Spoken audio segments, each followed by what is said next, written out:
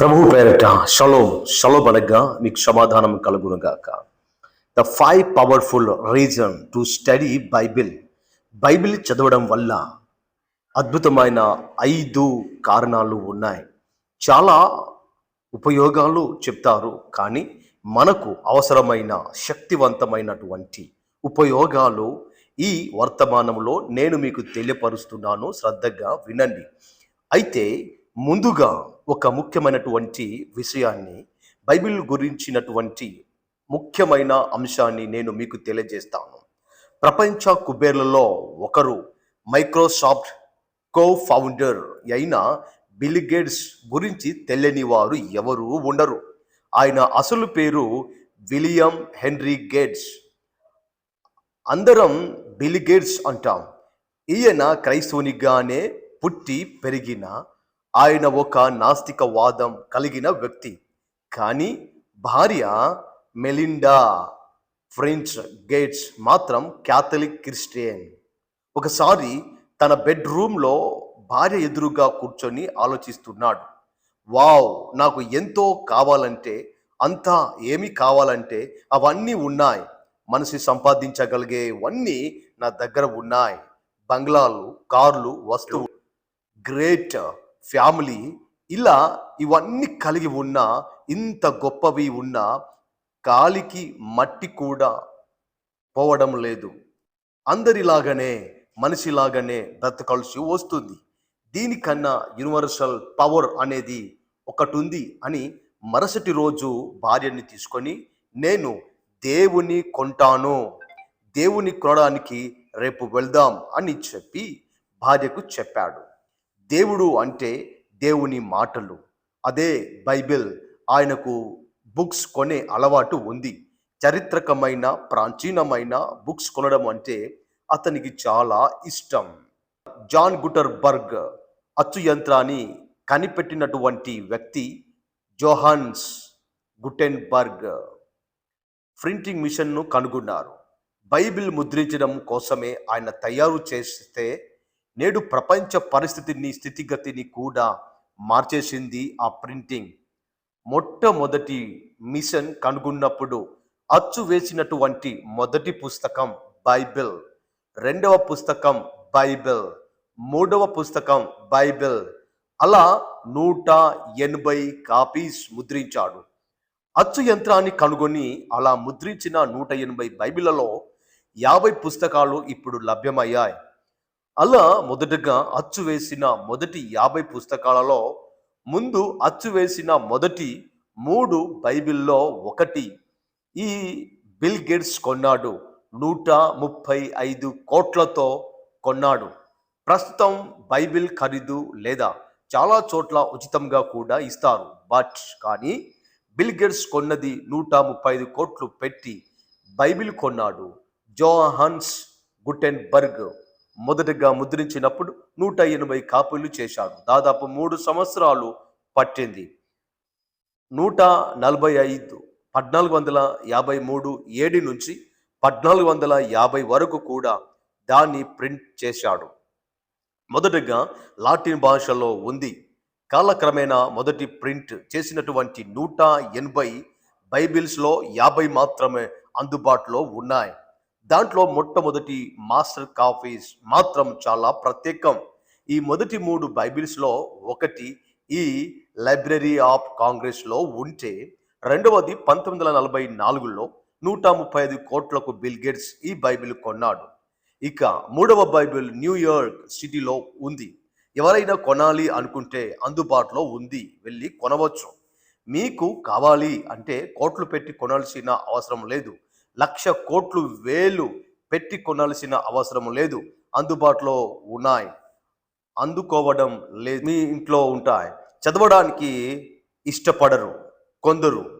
Bible చదవాలని ఉన్నా Bible చదవడానికి చదువు రాక, చదువుకోక కొందరు బాధపడుతూ ఉంటే, వారి భాషల్లో లేక ఇంకొందరు బాధపడుతూ ఉంటే, చదవాలని ఉన్న కట్టుబాట్లలో, ఆచారాలలో అవకాశం లేక చదివేందుకు ఇంకొందరు ఇబ్బంది పడుతూ ఉంటే, అన్ని ఉండి, అన్ని వసతులు ఉండి చదవడానికి మీకెందుకు ఆ అశ్రద్ధ? మీరెందుకు ఇష్టపడరు? వాక్యానికి ఎందుకు దూరంగా ఉంటారు? వాక్యం అర్థం కాకే అనేక ప్రాబ్లమ్స్, అనేక డినామినేషన్స్, అనేక అబద్ధ బోధలు అన్నీ అర్థం కావాలంటే ముందు వాక్యం అర్థం కావాలి. వాక్యాన్ని మనం శ్రద్ధగాను జాగ్రత్తగాను ధ్యానిస్తే మనకి కలిగే మేలులు అనేకమైనవి ఉంటాయి. చర్చిలో కూర్చున్న కొన్నిసార్లు బోధకుడు చెప్పేదంతా కూడా బైబిల్లోదే అనుకుంటాం. బైబిల్లో ఉండవు. అలా చెప్పేది నిజమా కాదా తెలియాలంటే బైబిల్లో ముందు ఏముందో తెలియాలి. చాలా చాలా విషయాలు తెలియకపోవడానికి కారణం బైబిల్లో ఏముందో తెలియకపోవడమే.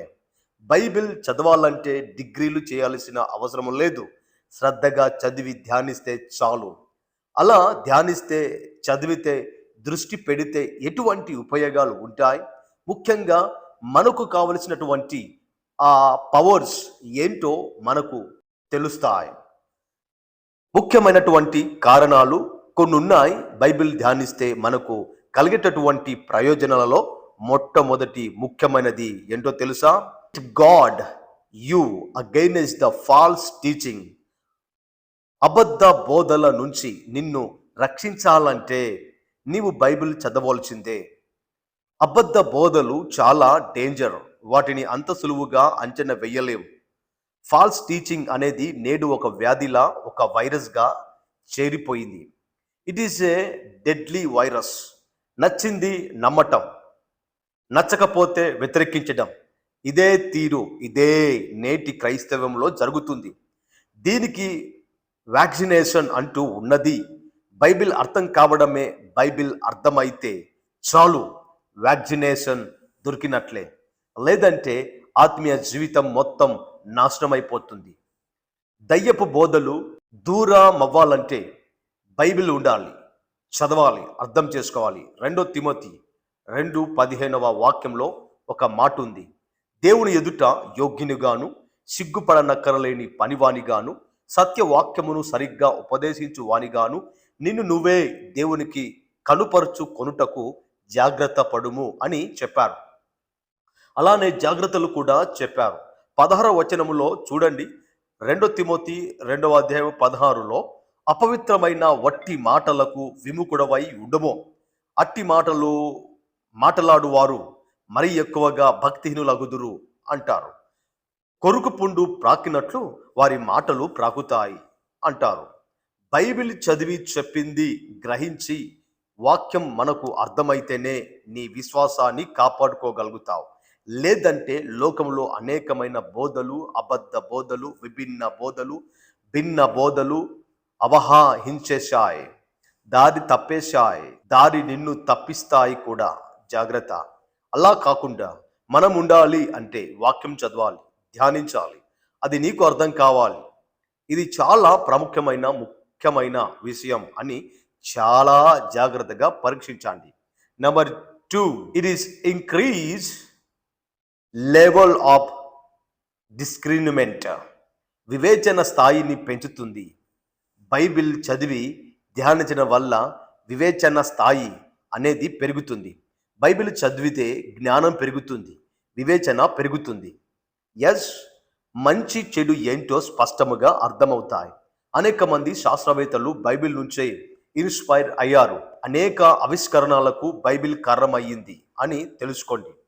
అంతేకాదు, మన బ్రతుకుల్లో కూడా ఎలా బ్రతకాలి, ఏ విధంగా జీవించాలి, ఎలా సమాధానం పొందాలి అనే విజ్ఞత, వివేకం తెలియాలంటే బైబిల్ మనతో ఉండాలి. బైబిల్ మనం చదవాలి, చదివింది ధ్యానించి అర్థం చేసుకోవాలి. Number 3, it is able to make you wise అంటూ సాల్వేషన్. అనగా బైబిల్ చదివి ధ్యానించి అర్థం చేసుకొని జ్ఞానము, వివేకము కలిగిన వారమై రక్షించబడతాం, రక్షణలో ఉంటాం. 2 తిమోతి 3:14 వాక్య ప్రకారం క్రీస్తు యేసు నందుండవలసిన విశ్వాసము ద్వారా రక్షణార్థమైన జ్ఞానము నీకు కలిగించుటకు శక్తిగల పరిశుద్ధ లేఖనములను తెలుసుకోవాలని రాయబడి ఉన్నది. లోకంలో మనం టాలెంట్లు నిరూపించుకోవడానికి, జ్ఞానవంతులుగా తీర్చుకోవడానికి ఎన్నో మార్గాలు ఉన్నాయి. కానీ మనం క్రీస్తులో ఎవరం? అనే దాని గురించి దేవుని వాక్యాన్ని శ్రద్ధగా అధ్యయనం చేయడం ద్వారా మనం పొందేటటువంటి జ్ఞానం ఉన్నతమైనది. అలాంటిది ఒకటి ఉండదు, ఇంకో చోట దొరకదు. అది రక్షణ అనుగ్రహిస్తుంది. రక్షణ కావాలి అంటే, రక్షణ వైపు మన మార్గము ఉండాలి అంటే బైబిల్ ధ్యానించాలి, సత్య మార్గం వెతకాలి. ఇది చాలా ముఖ్యమైన విషయం అని తెలుసుకోండి. Number 4, it keeps you from wrongly dividing the word.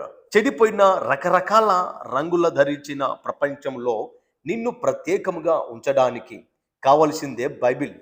అదే దేవుని వాక్యం. దేవుని వాక్యం నిన్ను సరైన త్రోవలోనికి తీసుకువెళుతుంది, సర్వసత్యంలోనికి నడిపిస్తుంది. యోహాను 16:13లో వాక్య ప్రకారం సత్యస్వరూపి అయిన ఆత్మ వచ్చినప్పుడు మిమ్మును సర్వసత్యములోనికి నడిపించును అని పరిశుద్ధాత్మ దేవుడు సత్యమును కాని వాటిని, చెడ్డ వాటిని, పనికిరాని వాటిని చెప్పరు, వాటిని ప్రమోట్ చెయ్యరు. It is a spirit of truth. సత్యమైన దైవ వేషం కలిగిన విషయాలు మాత్రమే తెలియజేస్తారు. అలా నిన్ను సర్వసత్యంలోనికి నడిపించేది ఈ వాక్యమని మీకు తెలియాలి. Number 5, it will bless you when its principles are kept and applied. అనగా వాక్యము మన జీవితంలో ఫలించాలి అంటే చదివితే సరిపోదు, ఆ ప్రిన్సిపల్స్ మనలో ఉండాలి. వాక్య ప్రకారం మార్చుకోవాలి, అవి అన్వయించుకోవాలి. వాక్యం ఉన్నది మన కోసమే, మనం మార్చుకోవడం కోసమే. మన బ్రతుకు వాక్యం ద్వారా మార్చుకోవడం కోసమే. కానీ మన బ్రతుకు మారకపోతే దేవుడిచ్చిన వాక్యం అనేది నీ జీవితంలో వృధానే. మన జీవితంలో అన్వయించుకొని బ్రతకాలి. అలా లేకుంటే ప్రమాదం. వినేవారిగానే ఉంటాం, చేసేవారిగా ఉండం. యాకోబు 1:23 వాక్యంలో వాక్యమును వినువాడయుండి దాని ప్రకారము ప్రవర్తించువాడ అయితే వాడు అద్దములో తన సహజముఖమును చూచుకొనును, మనుషుని పోలి ఉన్నాడు అని రాయబడి ఉంది. యాకోబు 1:22. ఆ వాక్యము కూడా చూడండి, మీరు వినువారు మాత్రమై ఉండి మిమ్మును మీరు మోసపుచ్చుకొనకుండా వాక్య ప్రకారం ప్రవర్తించువారు నయ్యుండుడి అని తెలియజేస్తుంది. ఇలా దేవుని వాక్యం మనల్ని పవిత్రపరిచే మార్గాన్ని తెలియజేస్తుంది. కాబట్టి వాక్యాన్ని తగ్గట్టు, వాక్యం చెప్పిన ప్రిన్సిపుల్కి తగ్గట్టు మన జీవితం అన్వయించుకోవాలి. వాక్యం మనతో ఉండాలి, మనం వాక్యంతో ఉండాలి. దేవుని వాక్యం అలా ధ్యానిస్తే, ఆ వాక్యం మనతో ఉంటే బైబిల్ మనకు దేవుణ్ణి చూపిస్తుంది, దేవుని వైపు నడిపిస్తుంది. బైబిల్ మనల్ని సంతోషంలో ఉంచుతుంది, సర్వసత్యంలో ఉంచుతుంది. బైబిల్ మన విశ్వాసానికి పునాది వేస్తుంది. మన విశ్వాసానికి బలమైనది వాక్యం. బైబిల్ మన గతాన్ని, పాపాన్ని దూరం చేసి మంచి భవిష్యత్తును అనుగ్రహిస్తుంది. బైబిల్ మన ప్రాక్టీస్ను గైడ్ చేస్తుంది, మన చర్యను నిర్దేశిస్తుంది, మన జీవితానికి మార్గాన్ని నిర్దేశించి మార్గాన్ని చూపిస్తుంది, మన మార్గానికి వెలుగుగా ఉంటుంది. బైబిల్ మనల్ని తప్పుడు బోధలో నుంచి మనల్ని కాపాడుతుంది, వాటి నుంచి రక్షిస్తుంది. బైబిల్లో ఉన్నవి దేవుని మాటలు, దైవిక మాటలు, మానవ జాతికి కావలసిన జీవపు మాటలు. బైబిల్ మనల్ని మరో అబద్ధ దేవుల నుంచి, మనిషిని చేసే దేవుల నుంచి కాపాడుతుంది. బైబిల్ జీవించే క్రమాన్ని నేర్పిస్తుంది. బైబిల్ మంచి చెడు వివరిస్తుంది. బైబిల్ సత్యమైన వెలుగులోనికి నడిపిస్తుంది. లోకంలో అజ్ఞానాన్ని చెరిపి జ్ఞానాన్ని నింపుతుంది. వివేకాన్ని, వివేచనను పెంచుతుంది. ఇలా చెప్పడానికి చాలా ఉన్నాయి. బైబిల్ మహాజ్ఞాన గ్రంథం, పరిశుద్ధ గ్రంథం. బైబిల్ చదవడం రాక, అర్థం కాక, గ్రహించలేక దూరంగా ఉన్నారేమో, తప్పుగా అనుకుంటున్నారేమో. బైబిల్ మనతో ఉండాలి. బైబిల్ మన జీవితంలోనికి మార్గం నిర్దేశకం కావాలి, ఆత్మకు ఆహారంగా ఉండాలి. శ్రద్ధగా ధ్యానించండి.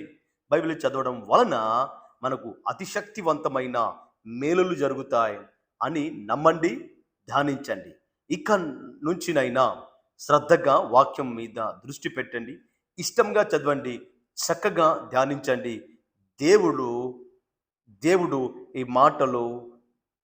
దేవుని మాటలు గ్రహించండి. దేవుని మహా ఉన్నతమైన కృప, కాపుదల మీ అందరికీ తోడై మిమ్మలను బలపరచును గాక. Thank you. God bless you.